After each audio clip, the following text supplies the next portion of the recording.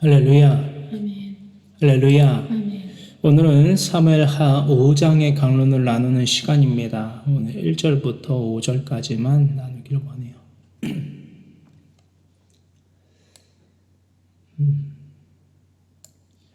사무엘하 5장 1절로부터 5절의 말씀의 주제는요, 다윗이 온 이스라엘의 왕이 되다라는 제목입니다. 주제입니다. 이것은 역대상 11장의 말씀 1절로부터 3절의 말씀을 동시에 참조하시면 되겠습니다. 오늘 역대상의 말씀, 특히나 11장 1절로부터의 말씀을 나누고 보는 것이 아니라 참조하실 관통의 말씀이다, 동일한 내용의 말씀이다 라는 것을 미리 언지드리면서 사무엘하 5장 1절로부터 5절의 말씀의 주제는 다윗이 온 이스라엘의 왕이 되다 라는 주제입니다. 본문 말씀 1절로부터 2절의 말씀 함께 읽겠습니다. 사무엘하 5장 1절로부터 2절의 말씀입니다. 이스라엘 모든 지파가 헤브론에 이르러 다윗에게 나와 이르되 보소서 우리는 왕의 한 고륙이니이다.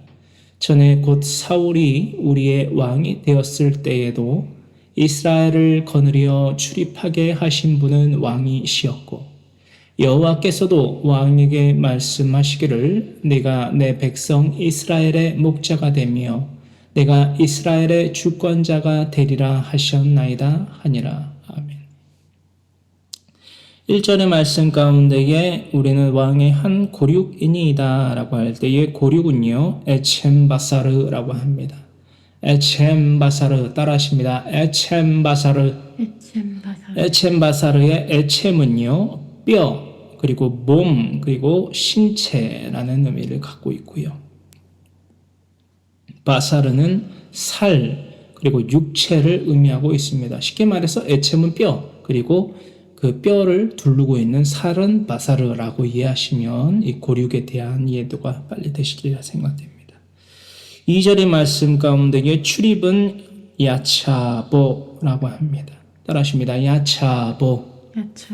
야차보 가운데에 야차는 나가다, 나오다, 이끌어내게 하다라는 의미가 있고요. 보는 들어오다, 들어가다 라는 의미가 있습니다. 그러니까 말 그대로 출입이지요.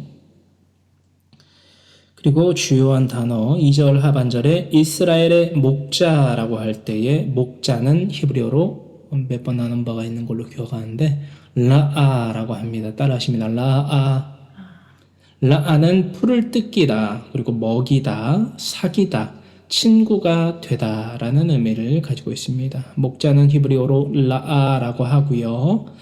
풀을 뜯기다, 그리고 먹이다, 사귀다, 친구가 되다 라는 의미가 있습니다. 그 밑으로 내려와서 이스라엘의 주권자라고 할 때의 주권자는 히브리어로 나기드라고 합니다. 나기드는 통치자, 지도자, 우두머리라는 의미를 가지고 있습니다. 통치자, 지도자, 우두머리라는 의미를 가지고 있는 히브리어 나기드가 히브리 성경에 표기되어져 있습니다. 그렇습니다. 이렇게 1절로부터의 기록을 보니까요, 헤브론으로 찾아와 이르른 이스라엘의 모든 지파, 즉 사울 왕가 가문 가운데에 이스보셋의 휘하에 있던 살아가던 이스라엘 민족들이 헤브론에 모두 이르르게 되었다라는 것입니다. 그래서 그렇게 이르른 다윗이 있는 헤브론에 이르른 이스라엘 백성들은 위와 같은 본문의 말씀처럼 다윗을 왕으로 추대하면서 다음과 같은 사항들을 언급하게 되었다라는 것입니다. 그 말씀 가운데에 우리는 사무엘상 15장 26절로부터 28절의 말씀을 통하여서 사울 왕가에 대하여서, 특히나 사울 왕에 대하여서 그들이 언급함에 대하여서 제가 탐구하여 또한 묵상하여 보건대 아말렉의 왕 아각 사건을 통하여서 사울을 버리신 하나님, 그 사울을 버리시고 이스라엘의 그 국가를 하나님이 사울에게서 그의 이웃 다윗에게 전하여 주신 그 이스라엘 백성들에 대하여서 또한 나라에 대하여서 언급하고 있다라는 것을 우리는 이스라엘 백성들이 헤브론에 이르는 이스라엘 백성들이 다윗에게 이것을 열거하여 말하고 있다라는 것을 파악하게 될 수 있다라는 것입니다. 우리가 나눠봤던 사무엘상 15장의 강론 가운데에 26절로부터 28절의 말씀을 함께 읽습니다. 사무엘이 사울에게 이르되 나는 왕과 함께 돌아가지 아니하리니 이는 왕이 여호와의 말씀을 버렸으므로 여호와께서 왕을 버려 이스라엘 왕이 되지 못하게 하셨음이니이다 하고 아말렉에 대한 하렘 진멸을 명령하신 하나님의 말씀을 저버리고 자신의 멋대로 아말렉의 왕 아각을 살려두면 물론이고 또한 하나님께서 하렘 진멸하라 하신 그 물질들 가운데에 병들고 가치 없는 것들은 그렇죠? 죽이고 자신에게 유익해 보이는 살찌고 기름진 가축들은 거두어 들였다. 그러면서 그것에 대하여서 야카흐 견책하는 사무엘 선지자의 견책이 있음에도 불구하고 뭐라고 했다고요? 이것은 하나님께 드릴 보다 제사의 예물로서 내가 축적해 놓은 것이다. 죽이지 않고 하나님께 제사를 드리기 위하여서 축적해 놓은 것이다 라고 변명을 합니다. 그에 대한 사무엘을 통한 하나님의 미시파트이다 라는 것입니다. 할렐루야, 기억나시지요? 27절의 말씀, 사무엘이 가려고 돌아설 때에 사울이 그의 겉옷자락을 붙잡음에 찢어진지라. 이 사건이 뭐였죠? 하나님께서 사울에게서 그 이스라엘을 빼앗아 주권을 빼앗아 다윗에게로 주신 사건이 바로 이 옷자락, 사무엘 선지자의 옷자락을 잡아찢은 사울에 대한 그 사건을 통하여서 우리는 그것을 또한 나눠봤습니다. 28절, 사무엘이 그에게 이르되 여호와께서 오늘 이스라엘 나라를 왕에게서 떼어 왕보다 나은 왕의 이웃에게 주셨나이다. 할렐루야. 이것을 바로 이스라엘 민족들이 헤브론에 이르러서 다윗을 왕으로 추대하면서 언급한 사울에 대한 또한 다윗에 대한 또한 사무엘 선지자가 중간에 있고 하나님께서 더하신 미시파트였다. 또한 정하심이었다라는 것을 언급하고 있다라는 것을 파악하게 되고요. 두 번째, 신명기서 17장 14절로부터 15절의 말씀을 통하여서 하나님께서요 신명 가스오더지요. 하나님께서 이것을 명하여 기록하게 하신 신명기 어디에서 지켜야 될? 범용적으로는 오늘날까지 이르는 한국 땅뿐만 아니라 이 전 세계에 이르는 모든 민족에게 이르는 말씀이 되기도 하지만 이 이스라엘 하나님과 더불어 힘으로 더 강하게 된 자라는 의미를 가진 또한 목적성을 가진 이스라엘 민족들에게 어느 땅? 하나님께서 애정하신 또한 축복의 땅 제사장 나라가 되며 거룩한 백성이 되라 라고 명하신 그 땅에서 지켜 살아가야 할 미치와 계명을 기록하게 하신 이 신명기서의 말씀 가운데에 17장 14절로부터 15절의 말씀 가운데에서 그들이 이스라엘 백성들 가운데에서 세속적 풍습을 따라서 왕을 눈에 보이고 귀에 들리고 손에 잡히는 왕을 세울 때에 지킬 하나님의 미치와 계명을 이 이스라엘 백성들이 헤브론에 이르러서 다윗 왕을 추대하며 왕으로 추대하며 이것을 언급했다라는 거예요. 할렐루야. 본문의 말씀 2절까지의 말씀을 참조하시고요. 바로 이것을 중심으로 다윗에게 이것을 언급하며 왕으로 추대했다라는 것입니다. 할렐루야. 신명기서 17장 14절로부터 15절의 말씀 함께 읽습니다. 내가 내 하나님 여호와께서 내게 주시는 땅에 이르러 그 땅을 차지하고 거주할 때에 가나안 땅이지요. 만일 우리도 우리 주위의 모든 민족들 그러니까 세속적인 왕을 쫓아 살아가는 왕의 시스템을 뭐라고 그러죠? 왕이라는 그런 그렇죠? 왕이라는 인물을 세우며 살아가는 이방 족속들과 같은 왕을 너희가 세우려고 할 때 참 이게 하나님이나 우리 손에 봤을 때는 결코 헤브론에서는 거리가 상당히 멀어지는 것인데, 연합과 동맹에서 멀어지는 행위인데, 이것마저도 하나님은 알고 계셨다라는 거예요.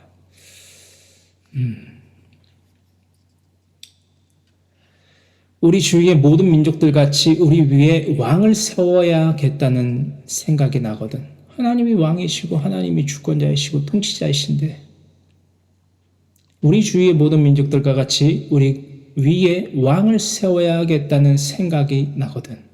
15절. 그리고 이 주장을 할 수 있는 명분을 제시한 게 바로 여러분 사무엘 선지자의 아들들 아닙니까? 그의 아버지와 같이 하나님의 명령에 순종하는 삶을, 즉 사람의 본분을 지켜 행하지 아니하는, 공경받을 만한 부모인 사무엘 선지자를 두고도 그 부모를 공경하지 아니하는 자녀들이 있을 때에 이와 같이 죄는 번성케 된다는 겁니다. 8단 명분을 제시하는 거예요.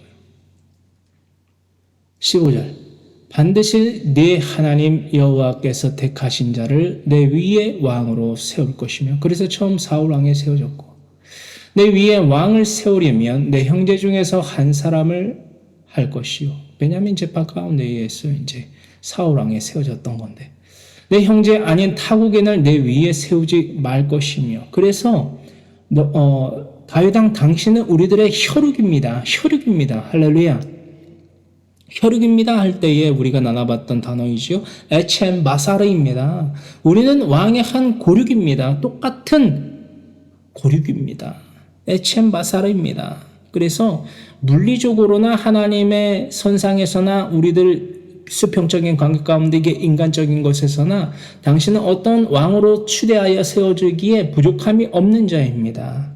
라고 이스라엘 백성들이 다윗에게 다음과 같은 사항들을 언급하였다라는 것입니다.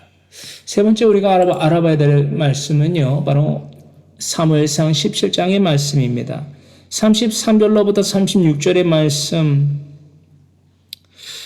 특히나 본문 말씀 사무엘하 5장 2절의 말씀 가운데에 이스라엘의 목자라고, 그렇죠? 이스라엘의 주권자가 되리라고 하나님께서 말씀하셨습니다라고 헤브론에 이르는 이스라엘 백성들이 다윗 왕에게 이렇게 언급을 했다라는 것입니다. 하나님께서 언급하지 않으셨습니까? 내가 내 백성 이스라엘의 목자가 되며 라고 할 때에 목자 라아의 속성을 갖춘 또한 삶을 살아갔던 다윗 왕의 그 생애에 대하여서 낱낱이 이렇게 언급하고 있는 이스라엘 백성에 대하여서, 그것은 신명기서 17장 14절로부터 15절의 말씀에 세속적 왕에 대한 것들과 사무엘상 17장 33절로부터 36절의 말씀에 바로 이것이 목자의 성품과 행함의 그 삶을 살았던 다윗에 대한 그 것들을, 이 생애들을 다시금 우리는 확인하고 묵상하게 된다라는 것입니다. 할렐루야. 우리는 목자의 성품을 가지고 목자의 삶을 살아가는 부모요, 또한 자녀요, 또한 목회자들이 되어야만 된다라는 것입니다. 사무엘상 17장 33절로부터 36절의 말씀 우리 다 같이 함께 읽습니다. 사울이 다윗에게 이르되 내가 가서 저 블레셋 사람과 싸울 수 없으리니 너는 소년이요 그는 어려서부터 용사임이니라. 다윗이 사울에게 말하되 주의 종이 아버지의 양을 지킬 때에 사자나 곰이 와서 양떼에서 새끼를 물어가면 내가 따라가서 그것을 치고 그 입에서 새끼를 건져내었고 그것이 일어나 나를 해하고자 하면 내가 그 수염을 잡고 그것을 쳐 죽였나이다. 주의 종이 사자와 곰도 쳤은즉 살아계시는 하나님의 군대를 모욕한 이 할례받지 않은 블레셋 사람이리까? 그가 그 짐승의 하나와 같이 되리이다. 할렐루야. 여러분, 이게요 목자의 품성이 성품입니다. 이게 목자의 삶이에요. 이 삶을 우리는 실행에 옮겨야만 된다는 것입니다. 하나님을 믿습니다라고 말하면서 이와 같은 목자의 성품을 갖추지 않고 목자의 삶을 살아가지 아니하는 자들이 너무나 많아요. 여러분, 오해하지 마십시오. 착각하지 마십시오. 저와 같은 신학을 전공한 목사와 같은 자들만의 이야기가 비단 아닙니다. 사랑해, 괜찮아.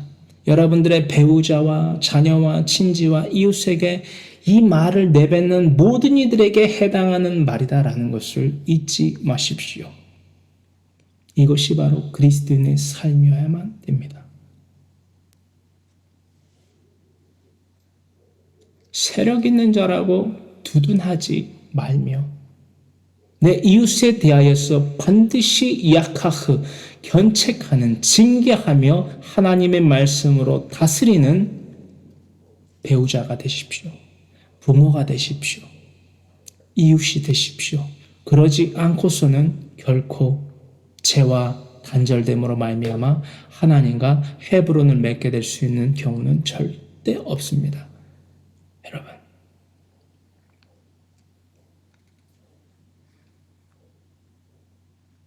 요한복음 10장의 말씀입니다. 요한복음 10장 12절로부터 15절의 말씀. 여러분, 삭구는 무엇인지 아십니까? 나아가 목자는 무엇인지 아십니까? 바로 이것이 삭군과 목자의 분명한 명확한 나뉨입니다. 할렐루야. 우리 요한복음 10장 12절로부터 15절의 말씀 함께 읽습니다. 삭군은 목자가 아니요 양도 제 양이 아니라. 그러므로 이리가 오는 것을 보면 양을 버리고 달아나니 이리가 양을 물어가고 또 해치느니라. 그런데 다윗은 어떻게 했죠? 이게 바로 목자의 성품이고 목자가 해야 될 직무이다라는 거예요. 이리가 뭔지 아십니까? 마치 범죄자가 죄를 짓고 그 죄를 지은 범죄자를 잡으러 온 형사가 그 범죄자의 집 앞에 그 문을 열고 나오기를 기다리듯이, 혹은 그 문을 부시고 들어가서 그 범죄자를 그 집에서 끌어내어서 옥에 가두러 오는 형사와 같이. 어떤 말씀인지 이해되실까요? 여러분들의 배우자가, 여러분들의 남편이, 여러분들의 아내가, 여러분들의 아들과 딸과 손주와 손녀와 며느리와 사이가 죄 가운데에 살아감으로써 하나님과 원수된 관계를 계속해서 유지함으로 말미암아 나아가 자범죄, 그것도 모자라서 살아가면서 계속해서 생각과 말로 또한 행동으로 범죄를 지음으로 말미암아 이 지상의 지옥과 영원한 내 세계의 지옥에 떨어질 것이 분명한, 자명한데도 불구하고 사랑해, 괜찮아 라고 하면서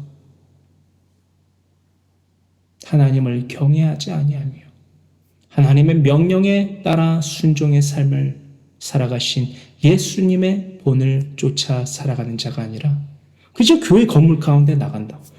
할렐루야 믿습니다 라고 손뼉치면서 노래한다고, 주머니에서 돈을 꺼내서 헌금 주머니에 넣는다고, 출시 없었어. 눈물을 흘리면서 알지 못하는 신에게 기도라는 것을 한다고, 그것이 하나님을 믿는 것이라 착각하지 마십시오. 아는 것은 믿음이 아닙니다. 듣는 것은 믿음이 아니에요. 외식은 믿음이 아닙니다. 헛되고 공허한 무익한 우상숭배의 삶을 살아갔던 사울왕의 생애를 보십시오. 그리고 그가 어떠한 미시파트, 어떠한 심판을 파카드를 받았는지 여러분 상고하십시오. 그가 어떠한 삶밖에 살아가지 못했는지 상고하십시오. 그 전철을 밟지 마세요. 하등에 다를 바 없는 사울왕과 같은 우상숭배의 삶을 그치란 말입니다.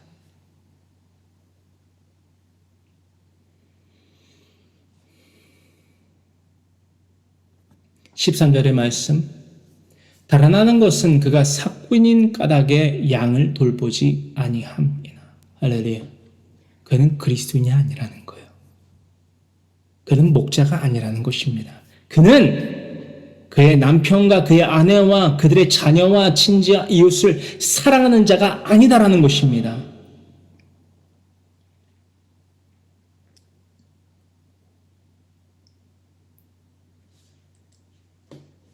주님께서 이 삶을 우리들에게 확실하게 증거로 보이셨어요.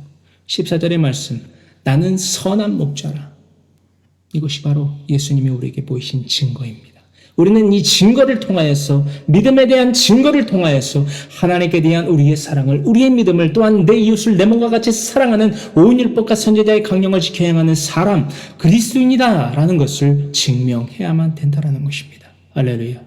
이것이 바로 목자의 성품이요 삶이다 라는 것입니다. 할렐루야. 나는 선한 목자라. 나는 내 양을 알고 양도 나를 아는 것이, 아버지께서 나를 아시고 내가 아버지를 아는 것 같으니 나는 양을 위하여 목숨을 버리노라. 할렐루야. 믿음을 증명하기 위하여서는요, 하나님께 대한, 또한 내 가족에 대한, 내 이웃에 대한 사랑을 증명하기 위해서는요, 목숨을 버려야만 됩니다. 아직은, 지금은 이래서 그래서 어째서 저째서 내가 잘 아는데,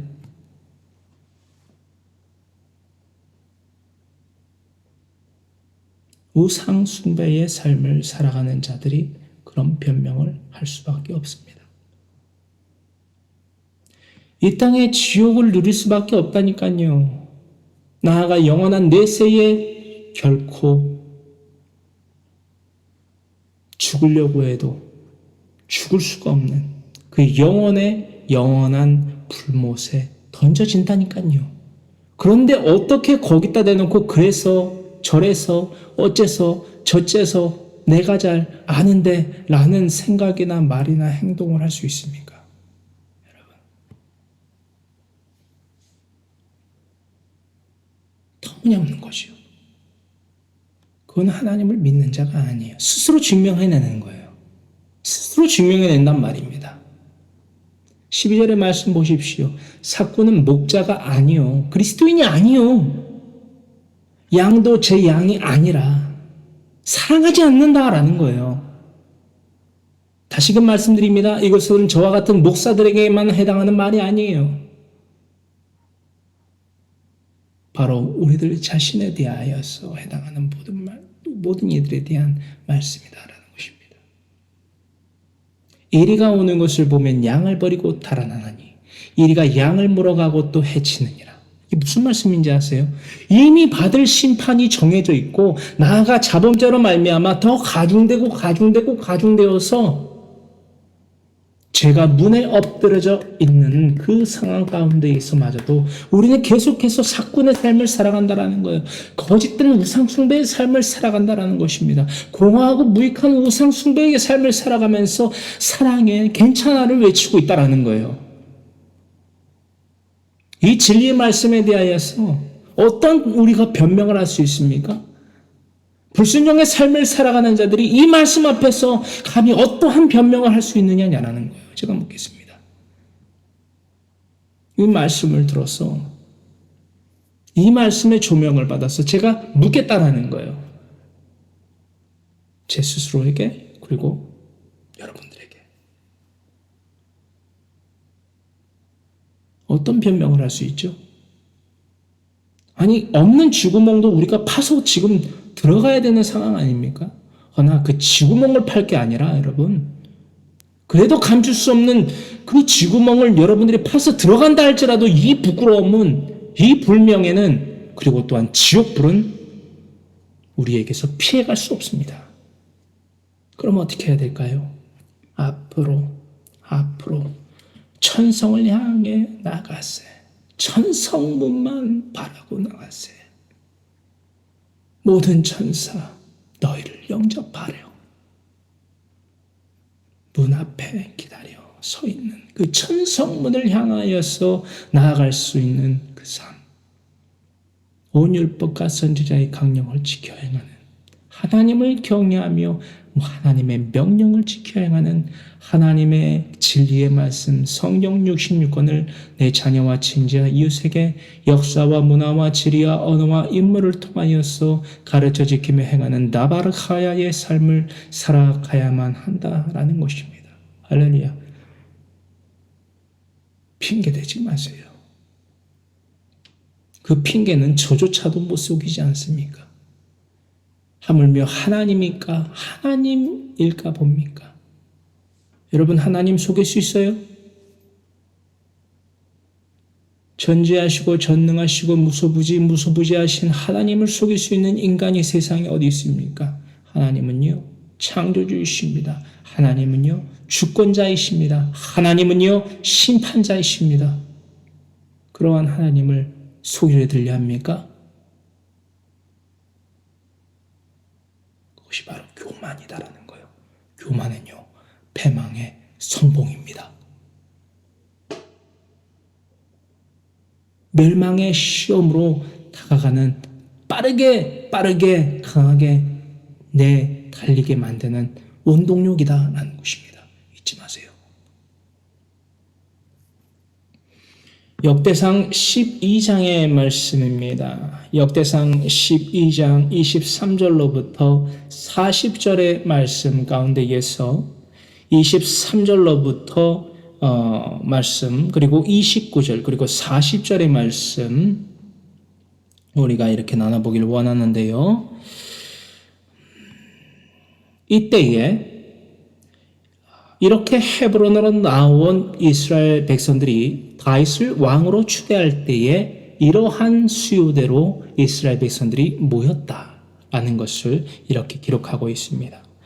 다윗을 왕으로 삼고 나아가 블레셋과의 전투를 준비하였던 이스라엘 백성들의 수요에 대하여서 사무엘하 말씀이 아닌 역대상 12장의 말씀에는 다음과 같이 세세하게 기록되어져 있습니다. 역대상 12장의 말씀 여러분들 각기 23절로부터 묵상하시면서 오늘은 23절, 29절, 40절의 말씀 저와 같이 함께 나눠보기를 원합니다. 함께 읽습니다. 싸움을 준비한 군대 지휘관들이 헤브론에 이르러 다윗에게로 나와서 여호와의 말씀대로 사울의 나라를 그에게 돌리고자 하였으니 그 수요가 이러하였더라. 베냐민 자손 곧 사울의 동족은 아직도 테반은 마르비트라고 제가 써놨지요. 마르비트는 많음, 다수, 증가, 큼이라는 의미를 가지고 있다라고 써놨습니다. 테반이나 사울의 집을 따르나 그 중에서 나온 자가 3,000명이요. 베냐민 자손 즉 곧 사울의 동족이요. 테반이나 우리가 알고 있는 테반이라는 게 이제 엄마의 그것도 있지만은 테반 많다, 그렇죠? 증가, 많음, 큼이라는 의미를 가진 마르비트로서 히브리 성경에 기록되어 있는 테반이지만 사울의 집을 따르는 자가 테반이지만 그 베냐민 자손, 즉 사울의 동족인 베냐민 자손들 가운데에서도 나온 자가 합력, 즉 샬람하여 나온 자가 3,000명이나 무려 되었다라는 것입니다. 할렐루야. 목자의 성품을 가지고 양떼를 지키기 위하여서 목숨을 걸고 전장으로 나왔다라는 거예요. 할렐루야. 세력이 있는 자라고 두둔하지 않고 나의 동족, 혈족인 이 베냐민 자손 가운데의 그 동족에서 빠져나와서, 그렇죠? 나와서 개별적으로 나와서 다윗과 함께 샬람을 하여 이스라엘 민족, 하나님과 더불어 힘으로 더 강하게 되는 자가 되기 위하여서 샬람의 자리로 나왔다라는 거예요. 할렐루야. 명심하십시오. 이게 무슨 말인지 여러분 모르는 거 아니잖아요. 40절 또 그들의 근처에 있는 자라부터 이사갈과 스불론과 납달리까지도 나귀와 낙타와 노새와 소에다 음식을 많이 실어왔으니 곧 밀가루 과자와 무화과 과자와 건포도와 포도주와 기름이요 소와 양도 많이 가져왔으니 이는 이스라엘 가운데에 기쁨이 있음이었더라. 할렐루야. 이게 무슨 삶입니까? 샬람의 삶이에요. 그래서 40절 마지막에 뭐라고 마무리가 짓습니까? 한마디로 한번 정리해 보세요. 샬람하였더니 샬롬이 있더라. 할렐루야. 이것이 바로 지상의 천국을 누리는 방법이고 경위이다라는 것입니다. 할렐루야. 샬람이 없는 샬롬은 하나님이 이 역사를 모두 우리가 나눠보건대도 알 수 있듯이 샬람, 연합이 없는 번영과 복지와 한마디로 이 땅 가운데에 천국조차도 하나님이 주신 일이 없다라는 것입니다. 할렐루야. 이스라엘 백성들 가운데에 기쁨이 있음이었더라. 여러분 상고하십시오. 과연 우리들의 각 가정과 일터와 범사 가운데에 기쁨이 있을 수 있는 수단은 무엇일까? 유일합니다. 하나님을 경외하며 하나님의 명령을 지켜 행함으로 내 자녀와 친지와 이웃에게 하나님의 말씀을 가르쳐 지키며 행하게 함으로 말미암아 슈브, 회복하다, 되돌아오다. 할렐루야. 뭘 회복합니까? 이것이 히브리어로 회개가 바로 슈브 따라하십니다. 슈브는 회복하다, 되돌아오다라는 뜻 아닙니까? 무엇을 되돌아옵니까? 무엇을 회복하여 옵니까? 대초인류인 아담과 하와가 불순종의 삶, 즉 창세기서 2장 15절로부터 말미암아 이 지상의 천국과 영원한 내 세계의 천국을 누리는 그 영원한 영생할 수 있는 존재의 삶을 경외하도록 그것을 지키고 번성할 수 있도록 하나님께서 그것을 명하셨어요. 다른 무엇을 명하시는 것이 아니라 땅을 경작해서 땀을 흘려서 소산을 내라고 한 것이 아니라 모든 것을 평화와 복지와 번영을 주시고 그 평화와 복지와 번영을 여러분 놓치지 말고 잃지 말고 지키고 번성케 하는 것들을 하나님 안에서 간절히 영원히 그 기쁨의 행복한 나날들을 보낼 수 있는 기회를 더하여 주셨건만 그것이 하나님의 명령이에요, 여러분. 그것이 태초의 인류인 아담과 하와에게 내리신 명령이었다라는 것입니다. 할렐루야. 다른 뭐 힘든 막 이게 아니라 하나님의 말씀 성령 66권을 내 자녀와 친지와 이웃에게 가르쳐 지키며 행하게 해라. 그게 한 20년 걸리거든요.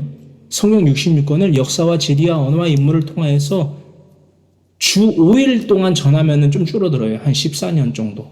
14년 정도로. 14년 동안, 최소 14년 동안 이것을 가르쳐 지키며 행하게 하는 삶을 살라고 명령하신 것이 아니라, 여러분, 창세기 2장 15절로부터 2장의 강론을 참조하여 보세요. 그것이 아니라, 하나님이 첫째 날로부터 여섯째 날까지 지으신 하위 피조물로부터 상위 피조물에 이르러서 모든 천지와 만물, 인간을 포함한 천지와 만물에 하나님이 지으신 하나님이 보시기에 좋았더라. 여러분, 전지전능 무소부지하신 하나님께서 지으시고 보시기에 좋았더라. Looks good. 이라고 하셨던 그것들을 아담과 하와도 하나님 감사합니다. 하나님 이 모든 것들을 지으시고 우리들에게 더하여 주신 주님의 은혜에 감사합니다. 감사합니다. 감사합니다. 이 삶을 살아가는 게 여러분 아담과 하와의 여러분 하나님이 더하신 명령이었다고요. 이것을 잃지 않게 하는 것, 이것을 잃지 않는 것이 태초의 인류인 아담과 하와에게 내리신 하나님의 명령이었다라는 거예요. 할렐루야. 이것을 지키고 경작하며 여러분 어떤 막 곡괭이질을 해가지고 여러분 막 땀을 흘리는 것이 하나님의 명령이 아니라 그리고 명령하셨어요. 선악을 알게 하는 나무의 열매 따먹지 말아라. 많은 사람들이 이 선악과에 대한 집중을 하는 게 문제예요. 선악과에 집중할 것이 아니라 하나님이 주신 천국을 날마다 잃지 않고 유지하고 누리는 것에 집중을 해야 되는데 선악과를 따먹었다고 하나님이 태초에 인류인 아담과 하와에게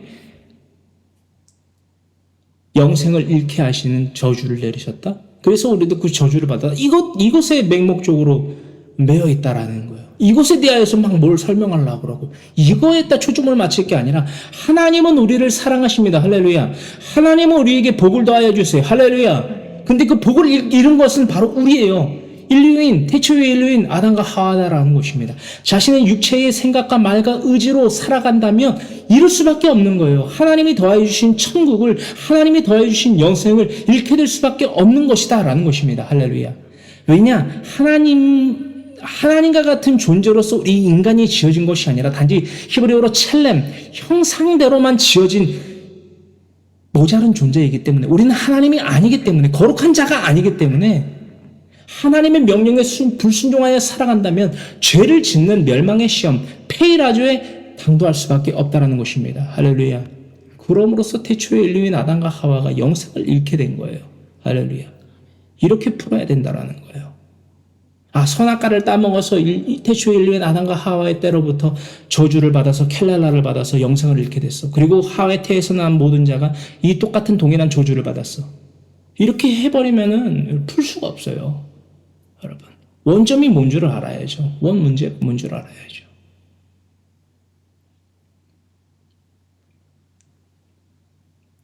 그렇게 잃어버린 영생을 회복하는 거예요. 다시 원점으로 돌아갑니다. 뭘 해야지 회복할 수 있는 거예요? 슈브, 회복하다, 되돌아오다. 어떻게 해야 슈브하냐라는 거예요. 어떻게 해야지 잃어버린 이 영생을 얻게 되는 거냐라는 거예요. 원점으로 돌아가야 된다는 거예요. 하나님이 더해 주신 천국을 누리고 이제는 모든 인류가 생겨났으니 그것을 번성케 해야만 된다는 거예요. 할렐루야. 지속하고 확장해야만 된다는 것입니다. 번성. 할렐루야. 그래야지 슈브가 된다는 거예요. 이제는 문제가 어려워졌죠. 이제는 인류가 태초의 인류는 아담과 하와에서 끝난 것이 아니라 계속해서 나와왔기 때문에 그 가운데에서 쓰여진 성경 66권이라는 것이 있어요. 그 가운데에 뉴출해와 고칠케. 이것은 이제 또 세분화되어서 이제 두 단계로 나뉘어지죠. 뉴출해와 고칠케로 나뉘어진다라는 거예요. 슈브. 뉴출해. 하나님의 말씀 성경 66권을 통하여서 우리는 나바르 하야를 함으로써 지켜 행하게 하는 삶을 살아가야 되는 이유가 바로 회복이거든요. 회개. 하나님의 말씀 성경 66권을 통하여서만 무엇이 하나님이 죄라 명명하시는지 무엇이 죄인지 뉘우칠회 알게 된다라는 거예요. 뉘우치게 된다라는 거예요. 할렐루야. 죄에 대하여서 무엇이 죄인지도 모르니까 하나님의 말씀 성경 66권 내 자녀에게 가르쳐 지키며 행하지 아니하는 거예요. 그것이 사람의 본분인데 그것을 지켜 행하며 살아가지 않고서도 나는 내 자녀를 사랑하고 내 이웃을 사랑한다라는 거예요. 하나님을 사랑하고 믿는다라는 거예요. 심지어 아니다라는 거예요. 하나님이 누군지 모르는데 무엇이 하나님 앞에서 죄인지 무엇이 하나님과 원수된 죄인지를 모르는데 어떻게 슈브를 하겠습니까? 두 번째, 고칠 개입니다. 무엇이 죄인지를 아는 뉘우치회가 시작되어서 고칠 계획까지 이루어야만 된다는 거예요.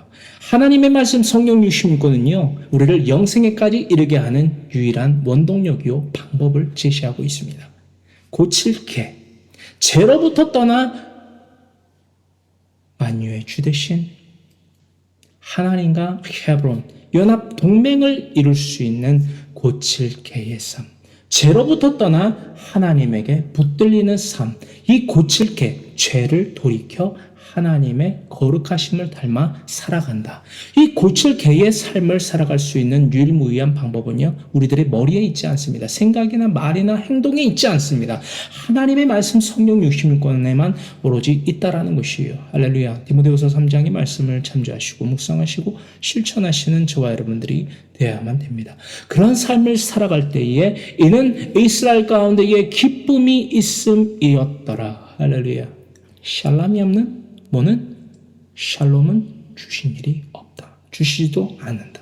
만약 샬롬이 없음에도 그 가정과 그 일터와 그 범사와 그 나라와 그 세계에 기쁨을 더하여 주시는 존재가 하나님이시라면 저와 여러분들이 믿는 하나님은 다른 하나님이에요. 착각과 망상으로 내가 그려낸 어떤 알지 못하는 신을 하나님이라고 부르고 살아가고 있지는 않으십니까? 아니라면 증명하십시오. 나는 아니야. 나는 하나님을 믿어. 뜻이 없었어. 이게 아니라 여러분 그걸로 뭘 어떻게 증명해요, 여러분? 그걸로는 제 눈도 못 속인다라는 거예요. 제 귀도 못 속인다라는 거예요. 할렐루야. 하물며 하나님을 속일 수 있을까 봅니까? 못 속인다라는 거예요. 전도서 12장 12절로부터 14절의 말씀을 묵상하십시오. 실천하십시오. 이것이 하나님이 더하신 명령이요 경고입니다.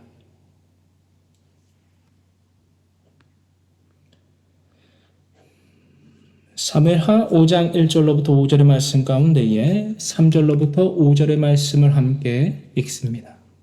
이에 이스라엘 모든 장로가 헤브론에 이르러 왕에게 나오매 다윗 왕이 헤브론에서 여호와 앞에 그들과 언약을 맺음에 그들이 다윗에게 기름을 부어 이스라엘 왕으로 삼으니라. 다윗이 나이가 30세에 왕위에 올라 40년 동안 다스렸을 때 헤브론에서 7년 6개월 동안 유다를 다스렸고 예루살렘에서 33년 동안 온 이스라엘과 유다를 다스렸더라. 할렐루야. 3절의 말씀 가운데에 언약은 베리트라고 하지요. 오랜만에 나눠보네요. 언약, 협정, 계약이라는 의미를 가지고 있습니다. 수평적으로 다윗과 이스라엘 백성들이 나아가 유다 백성들이 온 이스라엘 백성들이 다윗과 함께 샬람함으로 말미암아 하나님과 헤브론을 맺는 베리트 언약이 되었다라고 이해를 하시면 이 베리트에 대한 이 중심 단어와 의미들을 또한 목적들을 더욱더 잘 헤아릴 수 있을 거라 묵상됩니다. 어떤 말씀인지 아시겠지요? 나아가서 5절의 말씀 헤브론은 연합 동맹을 의미하고 있지요. 잘 아시는 단어니까 제가 두 번 말씀 안 드릴게요. 또한 에루살렘은 에루샬라임이라고도 하고요. 그리고 에루엘과 셀렘이라는 의미로도 단어로도 표기할 수 있습니다. 에루샬라임으로도 표기할 수 있지만 에루살렘 에루엘과 셀렘이라는 히브리어로도 표기할 수 있겠습니다. 에루샬라임 무슨 뜻인지 아시지요? 평화의 터전이라는 의미를 갖고 있지요. 그럼 에루엘 그리고 셀렘도 평화의 터전이라고 우리가 의미할 수 있겠습니다.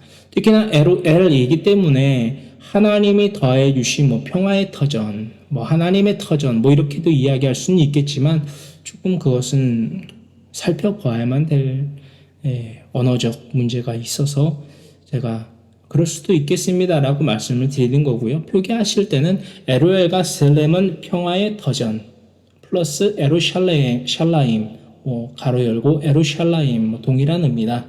이렇게 여러분들이 각자 알아볼 수 있게끔 기재하여 놓으셔도 강해설교 노트에 기재하여 놓으셔도 좋으리라 생각됩니다. 그렇습니다. 이전에는 제사장의 성읍이었던 헤브론 이제는 나아가 다윗은 헤브론과 더불어 예루살렘에서 더 많은 온 이스라엘의 왕으로서의 제2기간의 삶을 살았다라는 것입니다. 할렐루야. 목자의 삶을 더 예루살렘 성읍 즉 평화의 터전에서 더욱더 오래 살았다라는 것입니다. 헤브론과 예루살렘에 각기 의미하는 그 언어적 의미와 또한 나아가 상징적인 목적을 묵상하시고 실천하시는 저와 여러분들 되기를 간절히 소망합니다. 여러분 샬람 없는 샬롬 또한 샬람이 없는 헤브론은 결코 우리에게 허락하신 적이 없다라는 것을 우리는 잊지 말아야만 됩니다. 나아가 오실리에 대한 그림자 가운데의 하나였던 이 다윗의 생애와 33년 동안 온 이스라엘과 유다를 다스렸고 또한 헤브론에서 7년 6개월 동안 유다를 다스렸던 이 다윗의 왕으로서의 죄익간을 더불어 나아가서 통하여서 우리가 알 수 있는 것은요. 이 다윗이 예비하였던 본영이신 예수님, 그 예수님께서는 바로 이 본을 보이셨다라는 거예요. 우리가 아까 강해 설교를 나누기 전에도 나눠봤던 말씀 가운데에 히브리서 2장 5절로부터 9절의 말씀 가운데에서 8절로부터 9절의 말씀을 통하여서 이 핵심을 나눠보고자 하는데요. 히브리서 2장 5절로부터 9절의 말씀 가운데에서 8절로부터 9절의 말씀을 통해서 헤브론의 삶, 즉 하나님과의 연합과 동맹하는 삶을 통하여서 에루샬라임, 평화의 터전을 얻게 되는 삶이 우리 모든 이들의 삶의 목적임을 잃지 아니하시는 저와 여러분 모든 그리스도인들 되기를 간절히 소망하는 마음 가지고 이 말씀을 함께 읽기를 원합니다.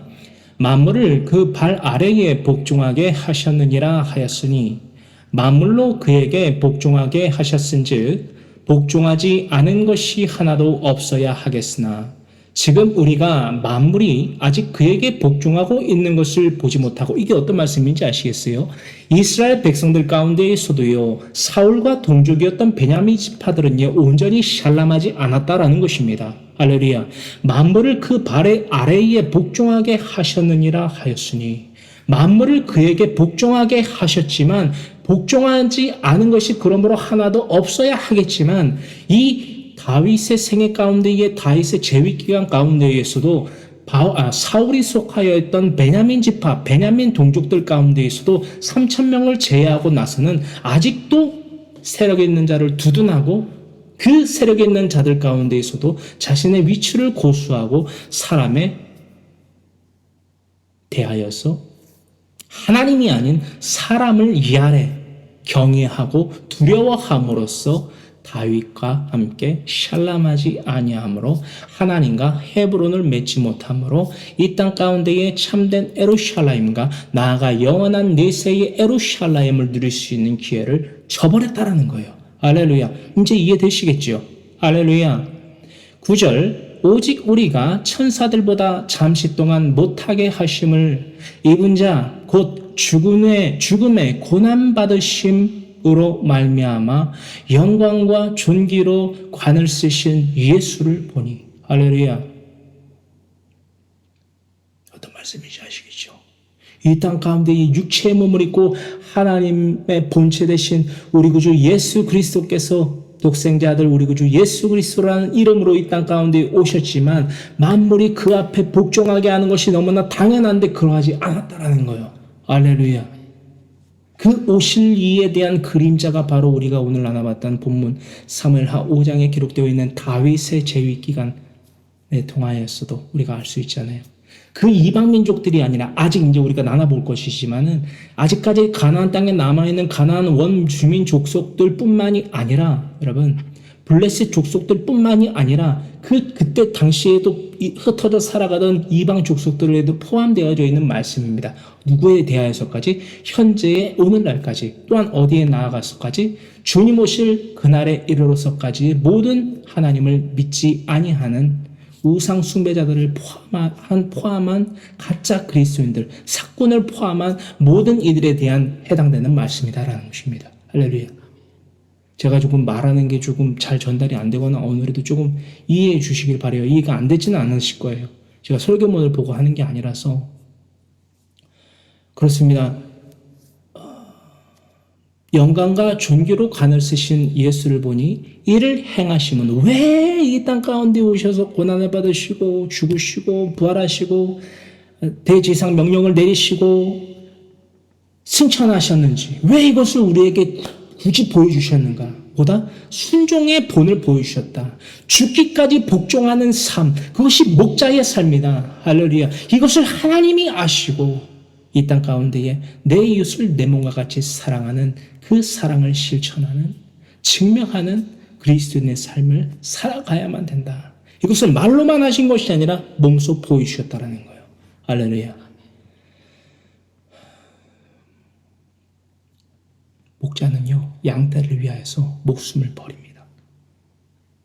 한번 생각해 보세요. 내가 사랑해, 괜찮아라고 말하는 내 배우자와 자녀들과 친지와 이웃들을 위하여서 나는 죽기까지 복종하신 예수님과 같이 하나님의 명령에 복종하여 순종하여서 그 믿음을, 그 사랑을 증명하고 있는가?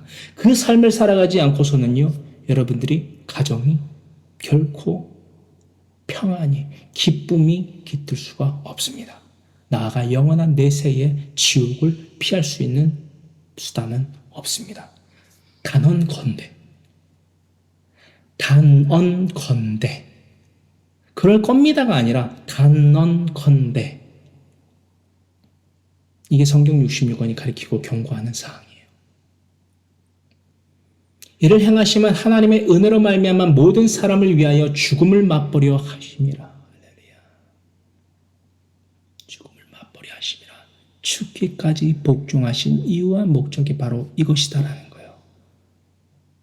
나아가서 이것이 단지 인간의 희생에서 그침이 아니라 우리가 아직 죄인되었을 때에 그리스도께서 우리를 위하여 죽으심으로 하나님께서 우리에 대한 자기의 사랑을 확증하셨느니라. 할렐루야. 로마서 5장 8절의 말씀이죠. 8장 5절인가요? 5장 8절. 5장 8절. 네? 5장 8절. 네. 로마서 5장 8절의 말씀을 묵상하시기 바랍니다. 왜 죽음을 맛보려 하시냐는가? 목자는, 사꾼이 아닌 목자는요, 참 사랑하는 자는요, 그리스도인은요, 정말 여러분들의 배우자와 자녀와 친지들을 사랑하는 자들은요, 목숨을 걸고 사람의 본분을 다합니다. 왜? 하나님을 사랑하니까. 왜? 하나님을 믿으니까. 왜? 이게 진짜 사랑이니까. 여러분들이 사랑하고 아낀다라고 말하는 그 배우자와 자녀와 친지와 이웃과 함께 영원한 하나님의 나라에서 태초의 인류인 아담과 하와가 잃게 된 그 영생을 회복하고 되돌아오게 만드는 그 삶을 살아가는 유일무이한 방법이니까. 할렐루야. 이 삶 내가 살아가겠다고 거룩하신 주님의 성호 3번 부르짖고 간절히 기도합니다. 주여, 주여, 주여, 살아 역사하신 주님 너무나도 고맙고 감사합니다.